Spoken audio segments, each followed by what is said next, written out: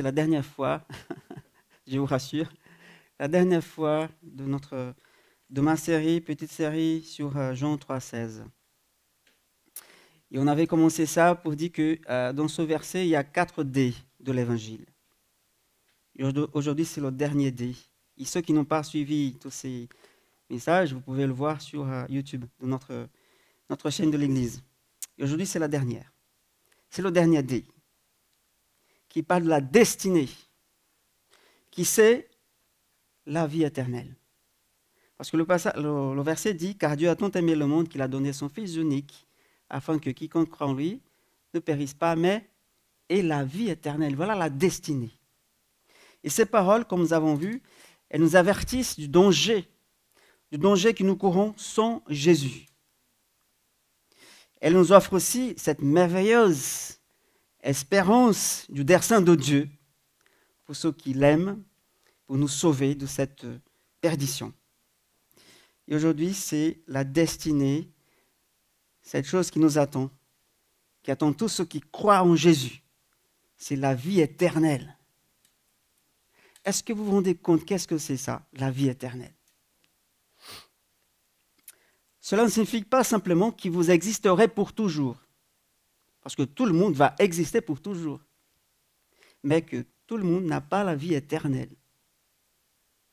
Tout le monde existe pour toujours, mais tout le monde n'a pas la vie éternelle. Alors, si vous croyez en Jésus, vous avez la vie éternelle. C'est à vous déjà. Alors, quelle est la réalité aujourd'hui? Moi, j'étais dans la réflexion cette semaine par rapport à ça.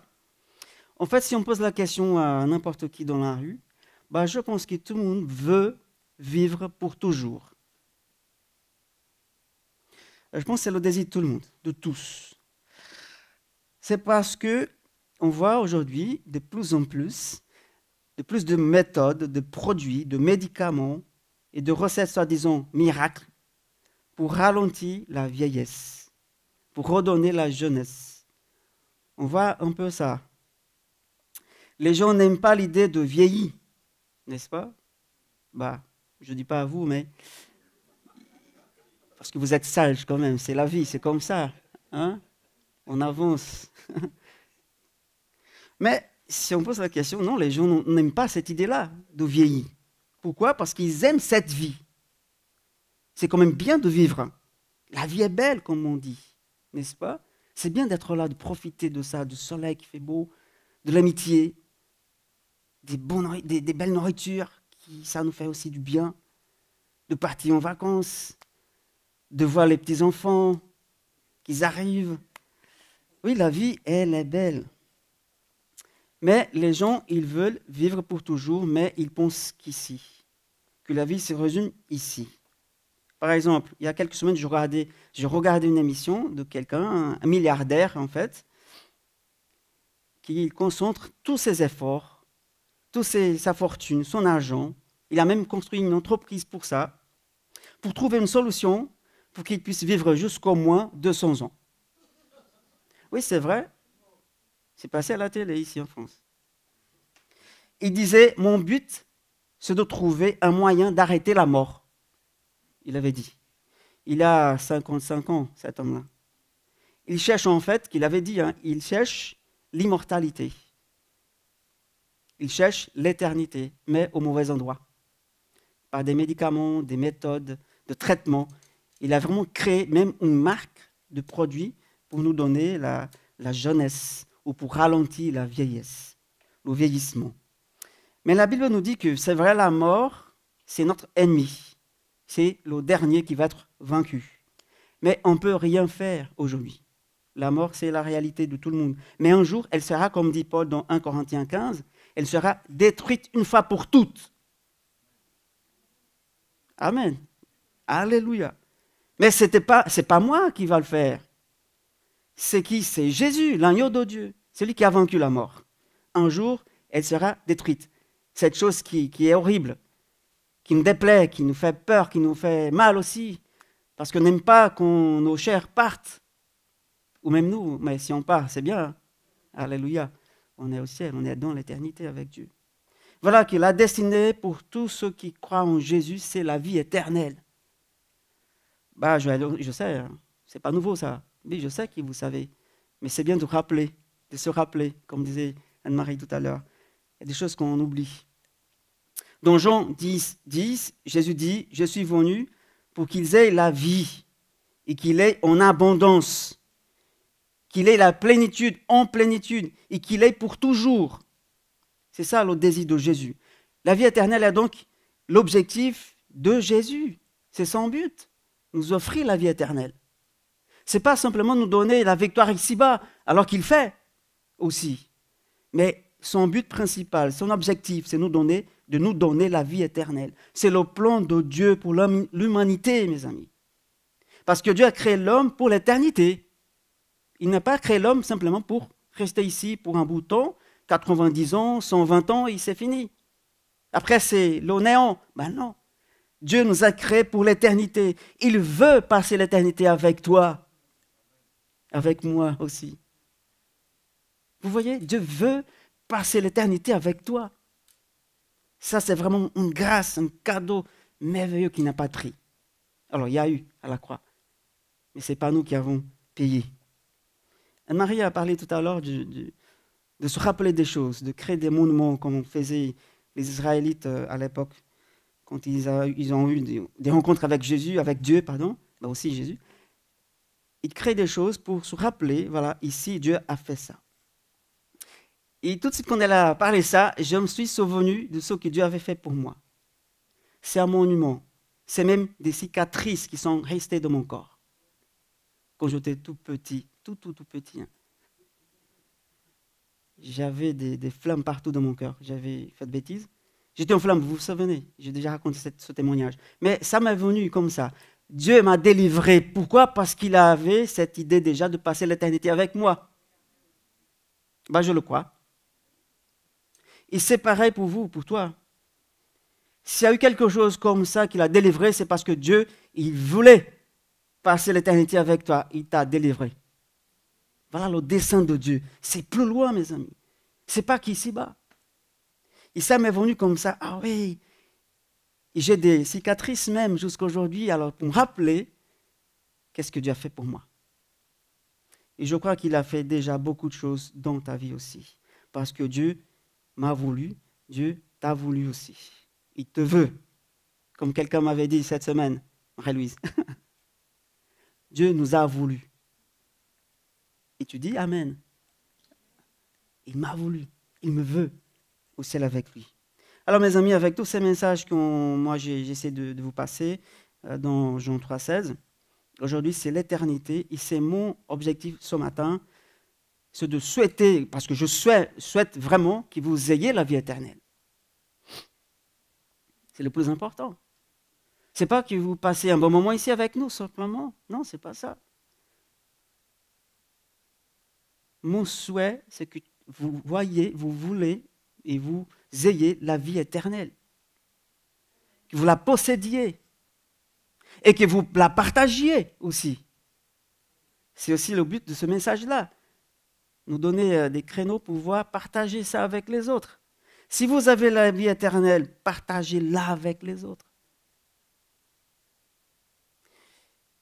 Voilà, j'ai quelques étapes par rapport à la vie éternelle pour vous partager ce matin.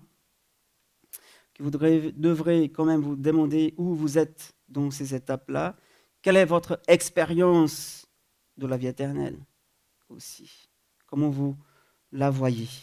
D'abord, la vie éternelle est en Christ. Il n'y a pas d'autre chemin. Il n'y a pas d'autre moyen.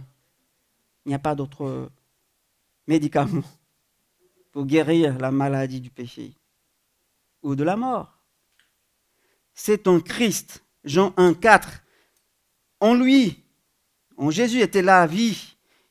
Et cette vie était la lumière des hommes. Et encore Jean 4,6, Jésus lui dit, je suis le chemin, la vérité et la vie. La vie éternelle est avant tout la vie du Fils de Dieu. C'est la vie même de Dieu le Père. Elle est donc surnaturelle. Ça ne vient pas de la pharmacie ou des produits quiconques. Ça vient du surnaturel. Cette vie, la vie de Dieu, la vie de Jésus. Ce n'est pas quelque chose que nous pouvons avoir par nature. Si nous l'obtenons, c'est grâce à ce don merveilleux, un acte surnaturel qui dépasse notre intelligence. Nous ne pouvons pas fabriquer quoi que ce soit qui puisse comparer à cette vie qui vient de Dieu. La vie éternelle, c'est la vie du Christ, mes amis. C'est avec lui. Deuxièmement, la vie éternelle nous est donnée par la parole du Christ. En Jean 6, 68, Pierre dit à Jésus, « À qui irions-nous ? Tu as les paroles de la vie éternelle. » La vie de Christ est transmise au monde par ses paroles. Ce que Jésus est venu annoncer, ce qu'il disait, ce qu'il a dit, ce qu'il dit encore. Il est lui-même appelé la parole de Dieu dans Jean 1, 1 et 14. Il était avec Dieu, il existait déjà, la parole était avec Dieu, la parole est Dieu. Elle était avec Dieu depuis le commencement. Elle habitait aussi parmi nous pendant un bout de temps. Alors, lorsqu'il était ici, sur terre, il a prononcé des paroles de vie. Tout ce qu'il disait fructifiait, redonnait vie à ceux qui étaient morts. Il a enseigné à ses disciples même d'aller partager ses paroles dans Jean 17, 20. Et à partir de ce partage, qui étaient les paroles de Jésus, les gens aussi, ils allaient avoir la vie. La vie éternelle s'étend donc du Christ au moyen de la parole de Christ. Et ça peut être partagé par ta bouche. Ça donne vie aux gens. Troisièmement, en entendant les paroles de la vie éternelle, Dieu attire les gens à lui-même. On avait déjà dit, personne ne vient à Dieu tout seul. Comme dit Jean 6, 44, c'est Jésus qui dit, personne ne peut pas venir à moi, à moins que le Père qui m'a envoyé ne l'attire vers moi. Alors c'est en Christ qu'on reçoit la vie éternelle et nous devons venir à lui pour écouter ce qu'il dit parce que nous avons été attirés par Dieu. Et cette parole qu'il nous fait partager, qui parle à nous aussi, elle décrive comment nous pouvons obtenir cette vie éternelle. C'est Jésus qui parle, c'est Dieu qui nous attire à lui. Nous avons écouté ses paroles, nous sommes venus à lui parce que Dieu t'a attiré à lui. Vous m'entendez bien? Ok. Ça marche. Jean 3, 20 encore décrit comment, par nature, nous détestons la lumière de la vie, mes amis. Oui, on détestait. Aujourd'hui, on ne déteste plus. On aime cette lumière. On aime être avec lui. Mais avant, on détestait. Jean 3, 20. Les gens ne veulent pas venir à la lumière parce qu'ils vont être nus devant la lumière, devant Dieu. Et c'est ça qu'ils détestent, d'être mis à nu. Elle nous dénonce, elle dénonce qui nous sommes. Alors cela signifie que si tu t'approches suffisamment de Jésus, tu vas voir qui tu es, vraiment. Parce que la lumière de Jésus, elle éclaire tout. Tous les ténèbres sont dévoilées. Et si on veut nous connaître nous-mêmes, allons vers Jésus. Restons avec lui. Connaissons-le davantage. Soyons de plus en plus proches de lui. Et là, on va se connaître. On va savoir qui nous sommes vraiment si on vient vers lui. Alors, le seul espoir de l'homme est le dessein miséricordieux de Dieu. Il surmonte cette haine qu'on avait de la lumière, que les hommes ont de la lumière. Elle ouvre les yeux des hommes qu'ils les pousse à commencer à voir Jésus, qu'il les amène près de Jésus. Alors, lorsqu'une personne voit vraiment Jésus tel qu'il est, il est submergé par cette grâce, par cette grandeur, cette beauté, cette puissance, cette sagesse, cet amour. Je pense qu'on a déjà goûté ça depuis un moment. Hein. Quand nous sommes dans la présence de Dieu, de Jésus, on est vraiment émerveillé. On est submergé par cette grâce, cet amour. C'est pour ça qu'on pleure, qu'on verse des larmes quand on chante à Dieu. Parce qu'on s'approche de lui et on sait qui il est et on sait qui nous sommes. On est submergé pour cet amour. On est enveloppé pour cet amour, cette grâce. Pour que la vie éternelle entre dans nos vies, nous devons commencer à voir Jésus. C'est lui le centre. Et c'est ce que Dieu fait en nous attirant à lui. il ouvre nos yeux, il a ouvert nos yeux, et là nous commençons à voir Jésus, ce que nous avons déjà entendu parler dans la parole. Maintenant, mes yeux les voient, le voient. Quatrièmement, nous recevons la vie éternelle. Comment? En croyant en Jésus, comme il avait dit dans Jean 3,16. Nous recevons la vie éternelle en croyant en Jésus. Lorsque nous entendons la parole de vie et que nous soumettons à cette force d'attraction de Dieu qui nous amène à son Fils, et là nous croyons en Jésus, nous le recevons dans notre vie et avec lui, nous recevons la vie éternelle, sa vie même, la vie de Jésus. Encore Jean 14,6, partie B, personne ne va au Père sans passer par moi. Il n'y a pas d'autre moyen, comme nous avons déjà dit. Passer par lui, c'est croire en lui. Croire vraiment en Jésus. Pas simplement savoir qui il était, mais croire en lui, c'est-à-dire s'abandonner vraiment à lui. Laisser tout le fardeau à ses pieds. Suivre cet homme jusqu'à la fin. Parce qu'il n'y a pas d'autre chemin, pas d'autre moyen. Aucune personne ne peut nous aider. Ni même sa mère, Marie. Même si c'est une femme vraiment sage, bénie, pleine de grâce, mais non, même pas sa mère ne peut nous amener à Dieu. Ni Bouddha. Pourquoi je dis Bouddha? Parce qu'on entend souvent des gens qui nous partagent « Ah oui, je suis Bouddha, voilà ». Parce qu'ils pensent aussi à la vie éternelle. Ni Bouddha, ni Mahomet aussi non plus. C'est Jésus. C'est lui. Pas même mes propres justices ou mes moyens, mes bonnes œuvres. Je suis gentil comme tout, alors Dieu, il a une place pour moi au ciel. C'est Jésus. C'est en croyant en cet homme. Dans Jean 15, verset 5, Jésus dit « Je suis le cep, vous êtes le sarment. En d'autres termes, en croyant en Christ, nous sommes unis à lui comme un sarment est uni à la vigne. De sorte que la vie de la vigne coule dans le sarment. Sa vie éternelle coule en nous, coule dans nos veines. Et c'est réel. Ce n'est pas un conte de fées. Non, c'est réel, mes amis. La vie de Dieu coule dans nos veines. Ça peut être bête, mais dans mon réseau Wi-Fi chez moi, quand je l'ai installé, j'ai mis le nom du réseau Jésus sauve. Parce que si jamais il y a quelqu'un qui cherche un réseau Wi-Fi, il va voir cette phrase. Et ça arrive assez souvent. Ça arrive vraiment qu'il y a quelques semaines, je me suis connecté encore une fois avec un autre appareil. Je me suis aperçu qu'il y avait un autre réseau Wi-Fi avec une autre phrase, un autre nom. Vous allez être étonné avec la phrase qu'il y avait. Satan libère.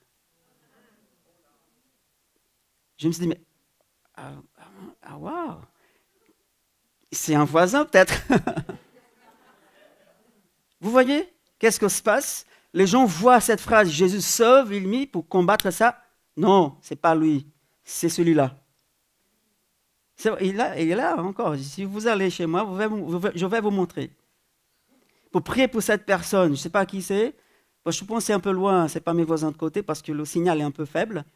Ben, j'espère bien. Mais bon, vous voyez l'état que nous sommes? Les gens, quand on voit cette phrase, Jésus vous aime, Jésus sauve, non, c'est celui-là qui libère. Ils ont mis libère. C'est ça que c'est étonnant. J'étais un peu choqué quand même. Hein? Oui, ok. Mais vous vous rendez compte combien c'est difficile pour quelqu'un de croire en Jésus? C'est difficile. Pensez-vous à vous-même, par exemple, avant d'avoir cru en Jésus. Ben, c'est difficile de croire en cet homme qui a vécu il y a plus de 2000 ans, qui n'est même pas ici en France, était dans un autre pays, qui je ne connais rien de la culture. Ben, un petit peu, mais c'est vraiment difficile pour quelqu'un de croire déjà que la vie éternelle existe. Pourtant, certains cherchent. En plus, à travers un homme vraiment ordinaire qui a vécu ici, comme un homme qui qui tombait malade assez souvent, qui rigolait, qui s'est fâché aussi, qui mangeait tout avec tout le monde. Mais comment la vie éternelle peut être vraie, et en plus, à travers une personne comme cet homme-là qui vous appelait Jésus? C'est difficile d'entrer ça dans la tête des gens. C'est vraiment compliqué. Et les disciples posaient la question à Jésus, ce n'était pas le sujet principal, mais combien c'est difficile de l'homme de croire en Jésus? Et Jésus leur répond dans Luc 18, 27, ce qui est impossible aux hommes est possible à Dieu. De croire en lui. Avec nos cerveaux limités, on ne peut pas croire en Dieu. C'est sa grâce qui nous vient et nous révèle son Fils. Il nous donne déjà la foi avant même de la voir. C'est ça que la Bible nous enseigne. Parce qu'il nous attire à lui. Il ouvre nos yeux. Ce n'est pas pour nous-mêmes. Ce qui est impossible aux hommes est possible à Dieu. Ce qui est impossible là dans ta vie, c'est possible à Dieu. Parce qu'il veut la vie éternelle. Il va tout faire pour y arriver dans ta vie. Il va t'épargner, il va te délivrer, il va te montrer par des circonstances, par des personnes, par des paroles, par des rêves, par des visions, par tous les moyens qu'il décidera d'utiliser pour te parler. Parce qu'il veut passer l'éternité avec toi. Amen. Voilà, 5e étape. En croyant, nous avons la vie éternelle. Mais c'est maintenant, là, en ce moment même, en cet instant, si vous croyez en Jésus, vous avez la vie éternelle maintenant, pas seulement dans le futur. Quand vous allez partir, quand vous partez d'ici, mais non, c'est maintenant, dit la parole. Jean 5, 24, Jésus dit, en vérité, je vous le dis, celui qui écoute ma parole, qui croit en celui qui m'a envoyé, a la vie éternelle. Il ne dit pas aura la vie éternelle, il dit a la vie éternelle. C'est maintenant, tout de suite. En d'autres termes, la vie éternelle n'est pas quelque chose qui nous attend après la mort. C'est quelque chose que nous pouvons vivre maintenant, jouir maintenant, si nous croyons en Jésus. Parce que Dieu nous a ressuscités, d'après Ephésiens 2.6, Dieu nous a ressuscités et a fait asseoir avec lui dans les lieux célestes en Jésus-Christ. Si tu es en Christ ou ni à lui, la Bible dit que Dieu t'a fait siéger maintenant dans le monde céleste. C'est comme si vous avez une copie là-bas, je ne sais pas si c'est comme ça, mais bon, on essaie de comprendre cette idée-là. Mais on est déjà assis au ciel, dans le monde céleste. Alors, comment on comprend de ça? Je ne sais pas. La Bible dit, on est avec lui, avec eux, les saints, les anges, Dieu, la Trinité. On est avec Dieu, mes amis, en ces moments même. La foi est le lien qui nous unit à la vie de Dieu dans le Christ maintenant. Si nous avons le Christ, nous avons sa vie divine maintenant, qui coule. Avant le dernier point, cette vie éternelle est une relation personnelle avec Dieu, avec Dieu le Père et Dieu le Fils. Jean 17, 3, Jésus définit la vie éternelle de la manière suivante. Il priait son Père céleste, disait, la vie éternelle, c'est qu'ils te connaissent toi seul, le seul vrai Dieu, et celui qui tu as envoyé, moi, Jésus. Avoir la vie éternelle, c'est avoir la connaissance de Dieu, une relation intime avec Dieu. Si on a la vie éternelle, on a soif de Dieu. On n'est jamais rassasié de sa présence. On veut plus. Parce que la vie éternelle, elle jaillit comme ça. Et on veut plus. La vie éternelle porte la lumière de cette connaissance personnelle dans nos cœurs. Et nous le connaissons, nous vivons avec lui, nous communions avec lui. On désire, on souhaite tous les jours. Voilà, c'est un indice que la vie éternelle coule dans tes veines, si tu as soif de Dieu. La vie éternelle n'est pas interrompue par la mort. Bien sûr, on vit déjà maintenant, pas seulement dans la mort, et pas non plus si la mort commence, la vie éternelle va finir. Ben non, c'est le début d'une chose qui n'a pas de fin. Dans Jean 1, 11, 25, Jésus dit, « Je suis la résurrection et la vie, celui qui croit en moi vivra. Même s'il meurt, et toute personne qui vit, croit en moi, ne mourra jamais. » quiconque a la vie éternelle par la foi ne sera jamais privé de cette vie éternelle. Mais s'il meurt, il vivra, comme dit Jésus. La mort physique ne va pas transformer la vie éternelle en une chose temporaire. Non. Alors la prochaine fois, par exemple, si vous serez dans un enterrement d'un chrétien, d'un vrai chrétien, par exemple, vous pouvez déclarer avec autorité, ce frère-là ou cette sœur, elle n'est pas morte. Car Jésus a dit, quiconque vit et croit en moi, en lui, ne mourra jamais. On peut déclarer ça devant un cercueil encore d'un chrétien, quoi. Parce que c'est la vérité. La vie éternelle n'est pas interrompue par la mort, non. Ensuite, la vie éternelle sera complète lorsque nos corps seront ressuscités et réunis à nos esprits ou à nos âmes. Jean 6, 40, Jésus dit, « En effet, la volonté de mon Père, c'est que toute personne qui voit le Fils et croit en lui ait la vie éternelle, et moi, je le ressusciterai le dernier jour. » On croit tous à la résurrection, n'est-ce pas? Jésus était le premier. Il nous précède. Jésus n'est pas seulement la vie, comme dit ce passage, il est aussi la résurrection. Vous savez, malheureusement, mais c'est la vie, j'ai déjà enterré mes parents. Mon père, il a fait déjà 27 ans, ma mère il y a quelques mois. Mais que Dieu soit loué, parce qu'ils sont plus vivants que jamais. Et ça me réjouit, même si j'ai encore de l'âme. Mais ils sont plus vivants que moi-même, que nous. Parce qu'ils vivent pour l'éternité. Et nous, ici-bas, on vit un bout de temps, je ne sais pas combien de temps. Mais bon, Dieu soit loué parce qu'ils sont plus vivants que jamais, qu'ils ont eu la vie éternelle avant de partir. Ils sont maintenant avec Jésus, ils vivent pour toujours.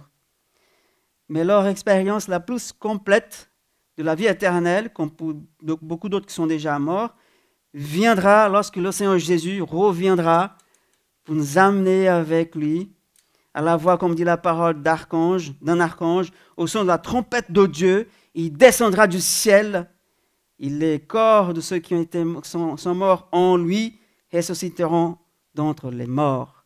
1 Thessaloniciens 4,16. C'est ça aussi qui nous attend. La résurrection du corps physique qui va se rassembler avec nos esprits. Et là, on sera vraiment dans l'éternité avec Dieu. De même que nous avons porté l'image de l'homme fait poussière, Adam, nous porterons aussi l'image de celui qui est venu du ciel, Jésus. La Bible dit qu'un jour, ce corps corruptible sera revêtu de l'incorruptibilité et que ce corps mortel sera revêtu de l'immortalité. 1 Corinthiens 15. Voilà, mes amis, la vie éternelle englobe le corps et l'âme. Corps et âme. Ça dit qu'on va manger au ciel. Oui, je pense. Alors, je ne sais pas quoi on va manger, mais on va manger parce que le corps, il va être glorifié. Ce n'est pas le sujet d'aujourd'hui, mais bon. Pour terminer, mes amis, quelle est la durée de l'éternité? C'est éternel, sans fin. On ne compte pas le jour. On ne compte pas combien de fois le soleil se couche, se lève, se couche, se lève. Non. On n'a pas cette notion de « Ah oui, j'ai perdu beaucoup de temps là. Hein. Tu parles beaucoup, hein, il faut qu'on arrête un peu. » Non, l'éternité, ça dure pour toujours, c'est sans fin. Mais quelqu'un l'a décrit ainsi. Regardez, bon, écoutez. Quelqu'un l'a décrit comme ça. Si un petit oiseau s'envole du bord de la mer vers une grande plaine, il dépose dans cette plaine un grain de sable une fois tous les 1000 ans. Lorsque le tas de sable atteindra la hauteur du mont Everest, l'éternité ne fera que commencer. C'est une idée. Un grain de sable tous les 1000 ans, jusqu'à atteindre le mont Everest. Oh là, ça fait beaucoup quand même. Mais c'est ça l'éternité, pas ça, mais on n'arrive pas à comprendre l'éternité. Nos cerveaux, ça nous dépasse complètement. Pourquoi? Parce qu'on a été créé ici, dans cette terre, qui c'est Chronos. Ce n'est pas le temps de Dieu là. c'est un temps qui passe, on vieillit et on part d'ici. Alors pourquoi l'éternité existe-t-elle? Elle existe parce que c'est le temps qu'il nous faudra pour connaître Dieu. Il est gloire inépuisable de son essence, de ce qu'il est. C'est pour ça qu'on a besoin de l'éternité, parce que Dieu il est éternel. On ne peut pas le connaître comme ça, du jour au lendemain. Mes amis, toutes les religions du monde, si vous voulez, ils cherchent l'éternité. Mais elles ne peuvent pas l'offrir. Seul le christianisme offre l'éternité et l'immortalité du corps et de l'âme. Seul Jésus, seul le christianisme peut nous donner ça. On peut tout essayer, mais on ne va rien trouver. Je ne sais pas où tu en es dans ces étapes de la vie éternelle. Si tu croyais ce matin, et si tu disais finalement, Seigneur Jésus, je te vois dans ta parole, je ne te résisterai plus. Je te fais confiance avec mon âme et mon corps. Je crois à la promesse de Jean 3,16, selon laquelle quiconque croit en toi ne périra jamais, mais aura la vie éternelle, là maintenant. Et si tu disais aujourd'hui, je reçois ton don de la vie éternelle, Jésus. Vous savez, on avait déjà parlé de ce mot, donner, dans ce passage, Jean 3,16. Car Dieu a tant aimé le monde qu'il a donné son Fils. Il l'a donné pour qu'il meure. Nous ne périrons pas sous la colère de Dieu, parce que Jésus est mort sous la colère de Dieu. Il était, comme nous avons chanté même ici ce matin, il était l'agneau de Dieu. Le sacrifice donné à notre place, qui porte notre péché et nos châtiments, qui ont mérité. Nous avons donc la vie éternelle à la fois parce que le Christ est mort à notre place et parce qu'en lui se trouve la vie. Il élimine en fait le grand obstacle qu'il y a entre nous et Dieu, qu'il y avait pour certains d'entre nous. Il nous donne la vie éternelle que nous n'avons pas en nous-mêmes. Frères et sœurs, mes amis, combien sont nombreux ceux qui marchent à toute vitesse vers l'enfer. Combien sont nombreux. Hein? Vous connaissez peut-être beaucoup, ou quelques-uns. Ils marchent, ils courent même à toute vitesse, sans le savoir, sans se rendre compte qu'ils vont vers l'enfer. Et on n'aime pas trop parler d'enfer, on n'aime pas parler de la colère de Dieu, mais c'est l'évangile. Dieu, il est amour, mais aussi il est justice. Comme l'a dit une fois, ça fait déjà des années, même des siècles, Jonathan Edwards. Je ne sais pas si vous connaissez ce prédicateur. Il disait dans sa prédication, il montrait la situation de ceux qui ne sont pas encore en Christ. Et la suivante. Leur iniquité les rend lourds comme du plomb. Il les pousse vers l'enfer avec un grand poids et une grande pression. Il y a le terrible abîme des flammes vives de la colère de Dieu sur leurs pieds. La bouche de l'enfer est grande, ouverte. Ils n'ont rien sur quoi se tenir, rien à quoi s'accrocher. Il n'y a rien d'autre que de l'air entre eux et l'enfer. Il ce n'est que la puissance et la pure bonté de Dieu qui les soutiennent. Alors, ils ne sont probablement pas conscients de ces choses-là. Ils ne voient pas la main de Dieu dans tout cela. Ils regardent d'autres choses comme le bon état de leur corps physique, la beauté physique, leur réussite et les moyens qu'ils utilisent pour préserver leur vie. Mais si Dieu retire sa main, il coulerait immédiatement, il plongerait dans la mer sans fond. La bonne santé, les soins, la prudence qu'ils entretiennent aura autant d'influence que de les préserver, et les éloigner de l'enfer qu'une toile d'araignée est capable d'arrêter une avalanche de pierres. Simplement pour dire que nos efforts ne valent rien pour sauver notre peau. En fait, c'est la grâce de Dieu qui nous soutient. Tout le monde, les pécheurs et les sauvés, c'est la main de Dieu qui est là, qui les tient avant qu'ils descendent. Et Dieu attend qu'ils se repentissent avant de retirer sa main. C'est pour ça que ce monde il est encore là, debout. Parce que la main de Dieu soutient cette planète et tous ceux qui y vivent. Alors si Dieu retire sa main, c'est fini. Alors gloire à Dieu pour ceux qui sont déjà avec lui. Cette main va rester pour toujours là. Mais pour certains, non. Un jour, ça va être enlevé. Alors nous, qui sommes déjà sauvés et en sécurité, que ferons-nous pour aider ces gens-là qui sont pour un fil avant que Dieu retire sa main? La grande question est jusqu'à quand la main de Dieu restera tendue? Personne ne le sait, sauf lui-même. Alors nous devons nous demander aujourd'hui, moi, que puis-je faire pour aider ces gens-là? Que puis-je faire, Seigneur? Que pouvons-nous faire en tant qu'Église pour aller? Il dit à ces gens-là qu'ils courent un danger. Mais ils sont là encore parce que la grâce de Dieu les atteigne encore. Et sa main les soutient encore. Que pouvons-nous faire pour aider ces gens, mes amis, en tant qu'Église, en tant que sauvés? Alors pour ceux qui n'ont pas encore fait un pas vers l'éternité, comme je dis souvent, aujourd'hui c'est le jour. Et là, ma prière, c'est que Dieu t'accorde sa foi afin que tu puisses vraiment croire en la promesse de Jean 3,16 et recevoir le trésor qu'est le Christ. Nous aimerions savoir si vous avez fait ce pas-là, afin qu'on puisse prier pour vous, pour toi, et continuer à marcher avec toi. Et simplement, je voulais te demander, veux-tu la vie éternelle? Ce qu'on déjà n'a pas besoin de répondre. Hein. On dit Amen, oui, joli. Mais si tu n'as pas la vie éternelle, veux-tu la recevoir aujourd'hui? Veux-tu vivre pour toujours avec Dieu, pas en dehors de Dieu, mais avec lui? C'est le jour, c'est aujourd'hui. Combien de fois tu as déjà écouté cet appel? Et c'est Dieu qui t'appelle. C'est l'Esprit Saint qui t'appelle.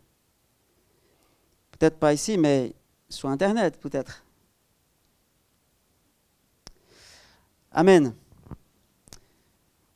Émerveillons-nous avec cette vie de Dieu qui coule dans notre veine, dans nos veines, dans nos corps, et dans nos cœurs, et dans nos âmes. Je vous invite à la prière. Et si vous avez pris une décision aujourd'hui, parle à Dieu. Dis-lui la décision que tu as prise.